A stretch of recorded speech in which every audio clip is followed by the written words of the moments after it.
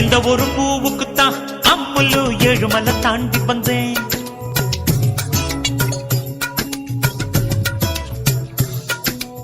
அச்சாரம் போடத்தான் 500 கிலோமீட்டர் வந்தேனே.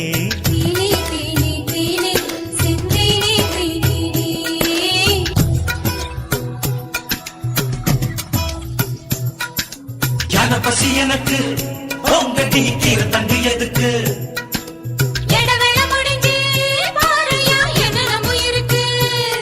அடே உந்தேகம் ரத்த ஓட்டம் பாய்கிற தங்கம்.